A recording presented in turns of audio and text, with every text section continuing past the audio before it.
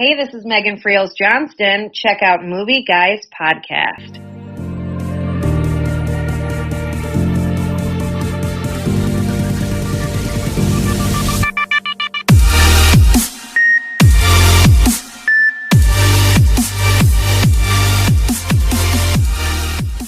Hello, everybody, and welcome to another awesome episode of Movie Guys Podcast. And like we promised on Twitter, tonight is a special interview. We have a special guest with us tonight, and we'll be introducing her in a second. But I am Jordan, and I am joined here with Eric. How you doing tonight, buddy? I'm doing pretty well. Damn shame that Ed can't be here, but I guess he's too cool for school. Yeah, that's fine. You know what? We didn't even ask him. No, yeah, like we he'd rather. We told him he could sit out this one. Yeah, he'd rather wear funny hats. That is his pastime, man. He really. No, we're getting into something completely because it's a secret. We're not supposed to talk about it, right?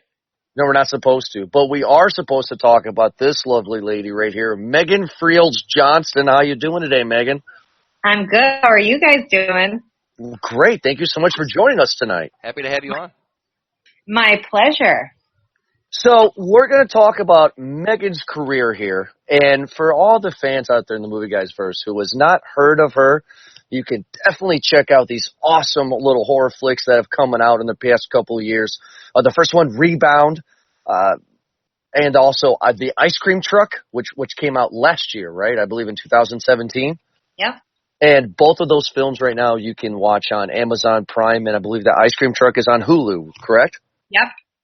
And currently she's working on her third film, which was supposed to come out this year, but Megan will let you talk about that later. It will be coming out next year instead of this year. We'll be talking about that as well. Yeah. These things got some awesome cover arts, if I can just cut in right there, too. I mean, when you're going to, like, the old school kind of, I don't want to say, I guess the trendy term is clickbait, but, you know, like the Blockbuster bait stuff where you walk through up and down the aisles of Blockbuster and like to see the movie, you always go by the cover, and these things just pop to catch you. Thank you. Yeah, well, it's important to have good key art, Yeah, especially if you're browsing through, would you say like Amazon, right? Amazon Video was a big one? Yes. I mean, well, my films are on all the VOD platforms, but yeah, I mean, I grew up in the time of the video store, so I know how important it is to have something that really grabs you. I remember the ones that really affected me. But yeah, I'm in the horror space, and you got to try to figure out how to, best represent your film. And box art works on serials, works on horror movies. Yeah, exactly. We got to get you to make a deal with Walmart, Megan, because I was there, just a quick little story. I was there about 3 weeks ago with my wife, and I sent a picture over to Eric and Ed. But Deadpool made a deal with Walmart, so every Walmart movie for sale had a picture of Deadpool on it. Every movie. No. And it said, "I'm not in this movie," which sucks, but you should buy it anyway. Well, I could see him trolling in the ice cream truck already. I can see Deadpool in the ice cream truck with the thumbs up. That's hilarious. I mean, you got to be creative. It's hard there's so many films. And there's so much competition, so I think people I mean, it seems like a movie like Deadpool wouldn't have to do something like that, but, you gotta do what you gotta do to get your film out there. Well, going back to the Blockbuster era that you were talking about, what are some of the movies that you think that if you're walking by that caught your eye, I guess, that was just like, well, I don't know what this is about, but I gotta see it now that I saw that. Well, I grew up in the 80s, so the ones that I think about are the films that I would see the cover art before actually watching it or even after. I remember, so in horror, I remember the cover of, House or Fright Night had really good, House, I remember had the finger, ringing the doorbell was really good cover art. Mm-hmm. Or even comedies like National Lampoon's Vacation, where Chevy Chase is and his whole family. Who was he holding somebody's leg, I think, or she's holding his leg. There's just memorable cover art. Poltergeist was one. Oh, with the TV, right? Yeah. Yeah, perfect. I was thinking of like Evil Dead, with just a skull, just kind of with the Right. with eyes on it. What was another one we talked about, Jordan? Oh, Trilogy of Terror with the little pygmy on the cover. Scared the heck out of me. One of my favorite covers, not a great movie, but one of my favorite 80s horror covers was The Return of the Living Dead Part 2. Yeah. You know, with the cloud zombie face over the suburb area. Totally. That always caught my eye. But Megan, do you consider yourself a horror girl? I mean, is horror 80s slasher your thing, or is this the kind of movies that you make?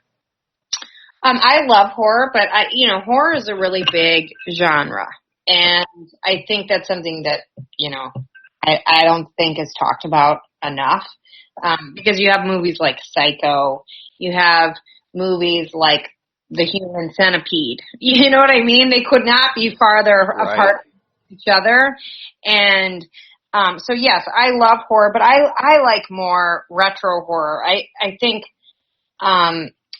The next two movies that I'm trying to get made are a little gorier than my previous two. I think that's also has been a comfort level with me, getting gorier and doing it in a way that doesn't feel out of place, I guess. In the story. Studied the authenticity of killing someone, right? Well, right. I mean, for me, I'm not. I think some people write a story, especially if they're in the horror space, it's like they're thinking about the set piece and the kill first, and the story is secondary, whereas that's not the case with me. Like one of a script I just wrote has a few deaths, and it's like I could have had, they're gorier, but I could have had more, but it wouldn't have made sense. You can't, for me, I don't feel comfortable putting something in that doesn't feel right. But yes, I love horror, but more importantly, I love suspense. And I just love that feeling you get when you're waiting for something to happen. To me, that gets me more than the reveal, So those movies where like you're holding the pillow, or I'm holding the pillow in front of my face, like with like one eye over the pillow, like that's my favorite part of horror, not being grossed out. Edge of your seat, bump of the night stuff. Yeah, or just like, what's a good example of that? Like House of the Devil, if you've seen that. Like, I feel like the majority of that film is that, So you're constantly waiting for like the shoe to drop, and that's my favorite kind. Maybe I could drop one. How about because this recently came up when I was browsing other movies to watch, but Cube, because that's a bit of suspense in there too, because you don't really know what's going to happen. You know just as much as anyone who the people who are in the maze. Yeah, that's a great movie, and that's a low budget movie that did really well. That was Horror Fest. Oh no, I think the third one was Horror Fest. I'm a big fan of the Cube movie, but yeah, I mean, and I would say a lot of the stuff from like the 70s, 60s, and 70s are like that. But that's my jam. It's suspense and tension. Well, okay, now Megan, let's get into something that I think a lot of our fans like to listen to on how it actually comes to be, how to make a film. So you're sitting at your computer, you write your script is done. Walk us through, if you don't mind, how do you get the movie made? What do you do after your script is finished as an independent filmmaker? Well, I have the advantage of being a producer first, so I have a lot of know-how in that. Not every writer, director is a producer. Hopefully they know some that can help them with that aspect of things. But usually, if you write something and if the time frame is available, then the first thing you should do is to attach cast. You need to attach someone that has some level of notoriety to be able to then get your financing. So you want to put a package together. So, for the ice cream truck, we had Deanna Russo attached, and then we tried to get really famous person for the Ice Cream Man, and it just because like sadly men mean more in foreign value than women. It's still a real thing, but so we went out to a bunch of people, and honestly, I don't think any of them would have been right if they would have signed on. And one of the actors who was going to do it couldn't do it, but his manager recommended the guy who did play the Ice Cream Man. And then you try to find people around it. Like we had Jeff Daniel Phillips, who's in all of Rob Zombie's movies. You just try to get some recognizable names, and then you have to look for the money, and that's probably the hardest part. And any independent filmmaker will tell you the same thing. So once you get it financed, then you go into production and you shoot and you have your team, and then after that, you have to finish your movie in the best way possible. That is probably post-production is probably my favorite part, because I love doing the music and the edit and the color correction. It's really where you kind of fine tune your film. And it's a long process. There's a lot that goes into it. Now, also, everybody out there is listening. Megan is also a producer, like she said. And if anybody wants to get a chance, she has some awesome credits here. One would be Sparks. Another one would be The Arrangement. Mm-hmm. And then you did a short, Connection, Cruise Control. Well, and Sparks was a 30-minute short film that was directed by Joseph Gordon-Levitt and starring Carla Gugino and Eric Stoltz. So you should look for it online and check it out. It's really fun. Do you have anything about Joseph Gordon-Levitt? Because I want to know, is that guy awesome in real life like he is? Yeah, he's super talented and super down to earth and nice and not affected. That's a good way of putting it. Genuine person, not affected. I think that's a good way of putting that. Yeah, he's a really great guy, and this is what he directed before he made his film Don John. So this was his directorial debut, which is called Sparks, and it's like a super creative, artistic short film that went to Sundance, and it was a really great experience. Because I always wanted to know how, I guess everybody wants to know that, right? Hey, is this actor or actress really awesome in real life compared to what they are on screen? You know what I mean? So it's interesting to hear stories about. But you know what? To feed off of that, because you mentioned before how, and it's kind of the truth too, is that you need to have someone with pull to sell your project. So you need to have a name attached to it, and to have it being horror seems to be more obviously very male dominated. We don't have a really good scream queen anymore, right? Like there seems to be, because there were a few. I feel like there were many who wore the crown in the past, but there doesn't seem to be a reigning one now. No, is it still Jamie Lee Curtis?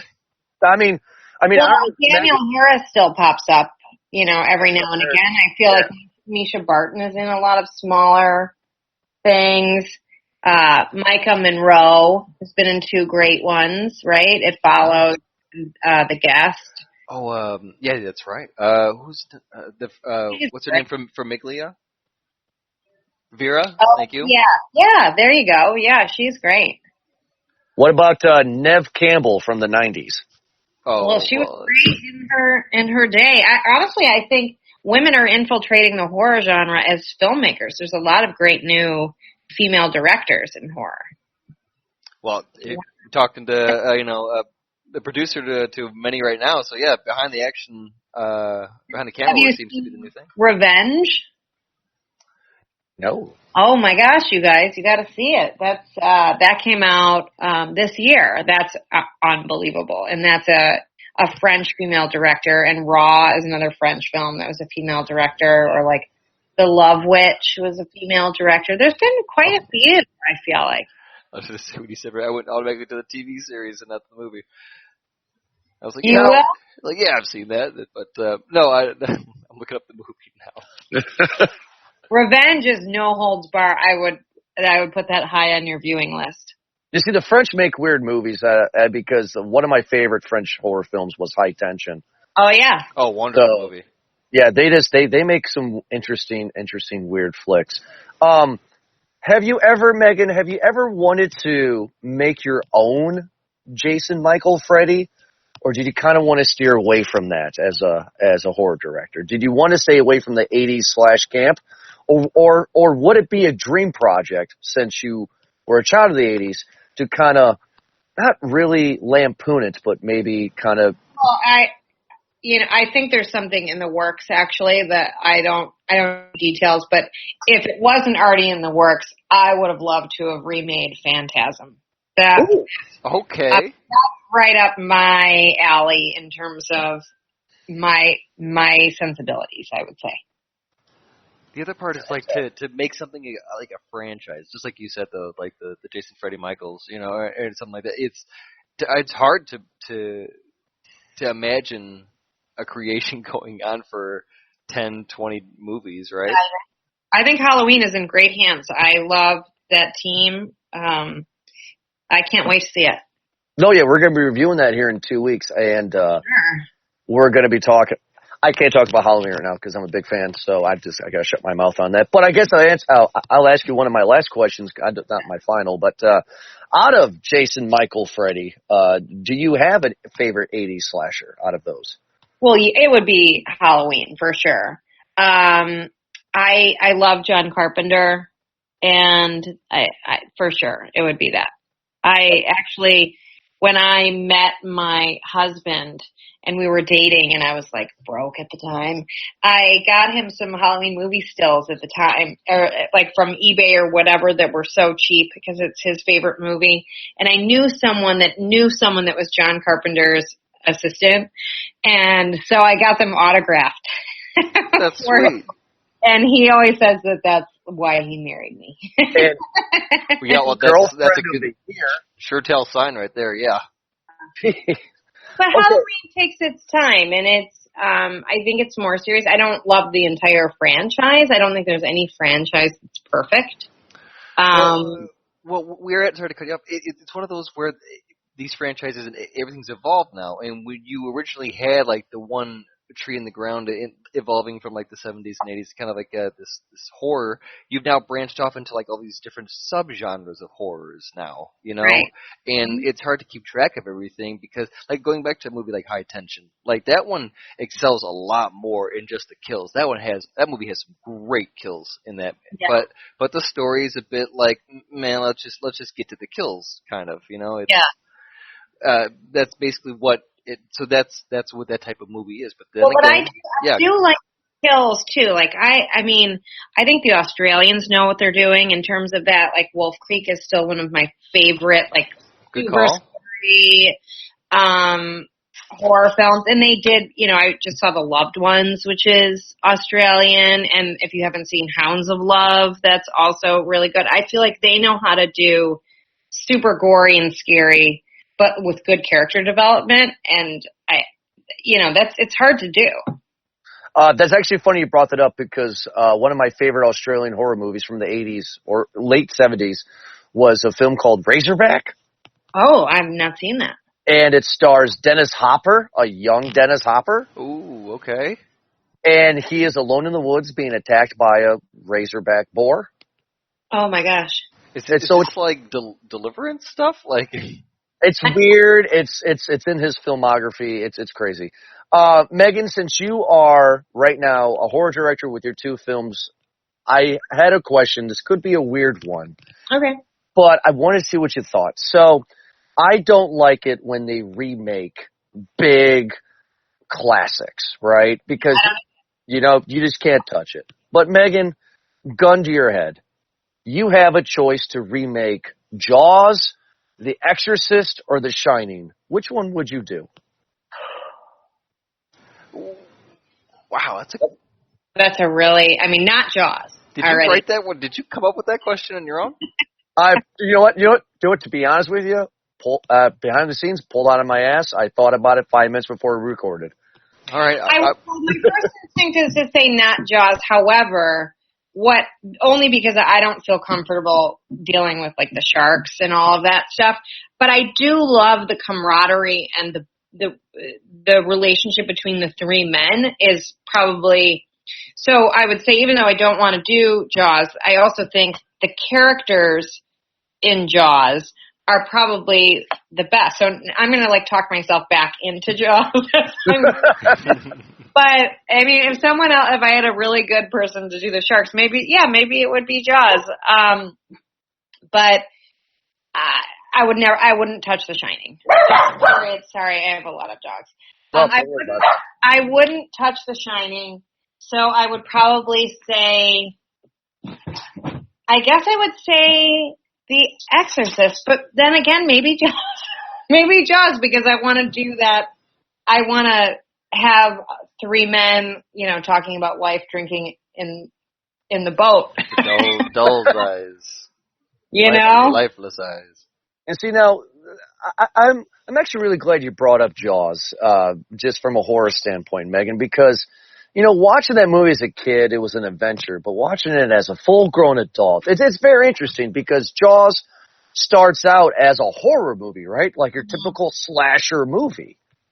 But then once the three men are on sea, it becomes a sea adventure. Mm-hmm. And it's just so interesting because I feel that a lot of horror movies nowadays could probably possibly take that out of the Jaws playbook. Well, if someone remade Jaws, they would make it like a big, giant CGI spectacle, which is not at all what I would do with it. The Meg. We watched it this year. Exactly. Which is why, I love who's doing Halloween, because David Gordon Green is an indie director, and, I loved Pineapple Express. I think their attention to detail is and the wit of those two writers, they're not going to make it stupid, they're going to make it grounded, and that's why I'm so excited to see it. Whereas, a lot of these remakes it's all about polish and budget, and it's not, it lacks that depth, It's the realism part of it too, like, because Jaws was two things. It was the monster movie that fitting into that formula of whatever movie that genre you're putting into. It was a monster movie, mixing with a little bit of scary, but you had that sense of realism because no part of it was ridiculous enough to not believe. Like they used everyday things, three everyday guys. There was a boat, a dinghy, even. Where now it's blown up science experiments. The most dated, I would say. So The Exorcist, I feel like out of those three is the one that probably could use a remake, because it's dated. And I think that despite there being so many Exorcist films, I feel like that could be that's the one that is as perfect in my eyes. I like The Exorcist. I also really like The Exorcist 3. I'm a big fan of that movie. You and I are the only ones ever because of oh God, the actor. Oh God, the guy who plays the psycho in the prison cell. Oh, Brad Dourif or whatever. Brad Dourif, Chucky. We reviewed that, another podcast, and I reviewed that a long time ago. That has some amazing imagery in that film, with the lady on the ceiling and the lady with like the clipper, like the hedge trimmer looking thing. Yeah. I think there's some great stuff in that movie. I think it's terrifying. Well, okay, now Megan, I guess my last question for you would be, speaking of remakes, 20 years from now, I'm a Hollywood producer. I come to you and I say, Megan, I want to remake Ice Cream Truck or Rebound. Would you do it? Well, yeah. Sure. Why not? But I'm going to completely change everything. I'm just going to use the title. No, we're making it a franchise, boy. That's what. And Ice Cream Truck is going to the next neighborhood. Where do I cash the check? They're actually making an Ice Cream Man anthology horror TV series that I just saw, and it's based on a graphic novel. It sounds very similar to my film. So I think there's a lot of different ways you can go with a dark horror-y version of suburbia with an Ice Cream Man is kind of like a peripheral, false image of perfection, Well, you know what I mean? And so I think there will be constantly people will use that. you know what? Now, going off of that, then I'll give you one last question, and then we can wrap up here because there seems to also be kind of a trend going on with remaking, but in a revision. So like a revisioning, I guess I could say that. Is there any type of non-horror movie that you can think of that you would like to turn into a horror movie? We had talked about earlier with rambled to buy you some time, I guess, about The Mask. We interviewed that guy who did Dylan, right? Who did Revenge of the Mask. Yeah. And so we have a kind of a retelling, or from what we're used to, this comedy Jim Carrey version to now more darker version. Or there was the rumors of, remember Willy Wonka when they were remaking that one because Tim Burton was doing it. People wanted like Marilyn Manson to be Willy Wonka instead, so you have like kind of a darker version of retelling of something. Like I think that'd be pretty cool. So yeah, anyway, not to put you in the spot too much, would you like to make or see a darker version of something? I'm trying to think. Yeah, it's an on the spot question. It would be essentially Freddy Krueger, but it would be hilarious to see like Edward Scissorhands as a full-on horror. How about that? How about the opposite? Any horror movie that you would turn into a little more lighthearted? Kind of like a la like Gremlins. You know how they? Yeah. First one was pretty scary, and the second one was just like, fuck it. My answer to this question may not be as exciting as you think, but I think there's such a need for horror for kids. That to me is the biggest void in the film business.